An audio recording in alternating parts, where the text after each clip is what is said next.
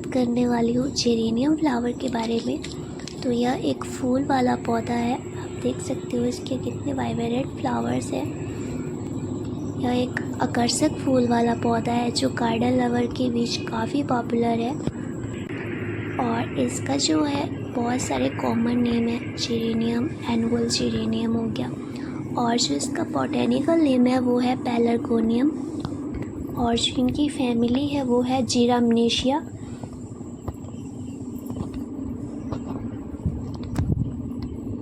Geranium एक perennial plant है जिसकी 422 स्पीसीज़ है और जिन्हें आमतौर पर जो है क्रेन्स बिल के नाम से भी जाना जाता है।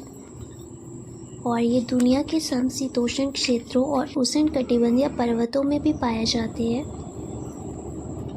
जिनमें भूमध्य सागरीय क्षेत्र के पूर्वी भाग में सबसे अधिक विविधता पाई जाती है। अब मैं आपके साथ इसके बारे में कुछ इम्पॉर्टेंट इन्फॉर्मेशन शेयर करने वाली हूँ, जिससे आप भी अपने गार्डन में इस खूबसूरत जेरेनियम को बहुत ईजिली ग्रो कर सकते हो। और यह प्लांट साउथ अफ्रीका से ओरिजिनेट हुआ है, लेकिन अब ये दुनिया के हर हिस्से पे पाया जाता है। जेरेनियम को जो है तो 15 to 30 डिग्री सेल्सियस टेम्परेचर ज़्यादा पसंद होता है। और भारत में अक्टूबर से लेकर मार्च तक यह प्लांट बहुत बेस्ट टाइम माना जाता है इसको ग्रो करने का। लेकिन अगर आप इसे प्रॉपर केयर करें तो यह पूरे साल भर भी बहुत अच्छी ब्लूमिंग करता है, बहुत अच्छे से हेल्दी रहता है।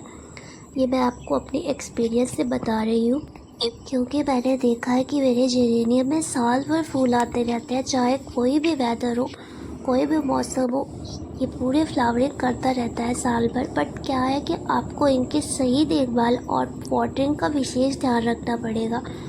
और यह प्लांट जो है तो ओवर वाटरिंग बिल्कुल भी पसंद नहीं करता है। आप इसको ओवर वाटरिंग कभी नहीं करें, क्योंकि इसको जो है मॉडरेट वाटरिंग की ज़रूरत होती है। ना ही बहुत ज़्यादा पानी चाहिए, ना ही कम चाहिए। पानी तभी दें जब मिट्टी पूरी तरह से सूखने लगे। और गर्मियों में एक दिन छोड़ के पानी देना ठीक रहेगा। और विंटर की बात करूँ मैं अगर, तो वीक में आपको 2 टाइम पानी देना चाहिए। अगर अब मैं बात करूँ बरसात की, मानसून की टाइम में आपको इसकी स्पेशल केयर की ज़रूरत होती है, क्योंकि अगर ज़्यादा बारिश हो तो यह रूट रॉट का शिकार हो सकता है। इसीलिए बारिश के दिनों में या आप ऐसा करिए, अपने गमले को ऐसी जगह पर रखिए जहाँ पर डायरेक्ट जो है वो बारिश का पानी ना आए। जैसे कि आपके घर के छत के नीचे हो गया या कवर्ड एरिया है कहीं भी, आप वहीं रखिए इसको। इससे आपका प्लांट जो है हेल्दी रहेगा और ब्लूमिंग भी आपकी अच्छी होती रहेगी। और अगर मैं सॉइल मीडिया की बात करूँ तो light and well drainage soil बहुत पसंद होती है जेरेनियम को। अगर मिट्टी ज़्यादा चिकनी हो तो पानी रुकने लगेगा और इनकी जो रूट है वो डैमेज हो सकती है। इसीलिए एक अच्छी सॉइल मीडिया तैयार करें। तो सॉइल मीडिया अच्छी तैयार करने के लिए आपको क्या लेना होगा, एक गार्डन सॉइल लेनी पड़ेगी 40% और 30% रेत लेना पड़ेगा आपको। 20% आप वर्मी कंपोस्ट ले सकते हो और 10% आप कोकोपीट ऐड कर सकते हो। इन सब का आप मिक्सचर अच्छे से तैयार कर लें। इससे आपका जो प्लांट होगा वो बहुत हेल्दी रहेगा और बहुत अच्छी फ्लावरिंग भी होगी उसमें।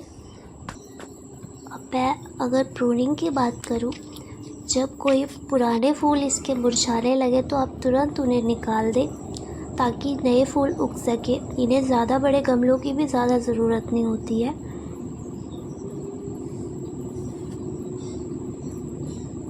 इनका जो मैच्योर साइज़ होता है 1 to 4 फीट टॉल और वाइड होता है। अगर मैं सॉइल के पीएच की बात करूं तो न्यूट्रल टू अल्कलाइन होना चाहिए। आप इनको इंडोर आउटडोर दोनों में ग्रो कर सकते हो, ये बहुत इजीली ग्रो हो जाते हैं। और अगर आप चाहो तो इन्हें हैंगिंग पॉट में भी लगा सकते हो। अब अगर मैं प्रोपेगेशन की बात करूँ इसकी, तो इसकी जो प्रोपेगेशन होती है वो 2 टाइप से होती है। कटिंग के थ्रू भी होती है और सीड्स से भी आप इसको ग्रो कर सकते हो। तो यदि आप कटिंग से प्रोपेगेट करना चाहते हो तो एक हेल्दी स्टेम लेके 12 to 15 सेंटीमीटर अच्छे से सैनिटाइज़ करके आप इसे काट लीजिए, क्योंकि इनके जो स्टेम होते हैं उनमें मॉइस्चर होता है तो जल्दी सड़ने के चांस भी बहुत रहते हैं। इसीलिए कटिंग को सिर्फ आप रेत में लगाएं और पानी कम से कम दें। लगभग आपकी 2 या 3 वीक के बाद आप देखोगे न्यू रूट्स आपकी निकलने लगेगी।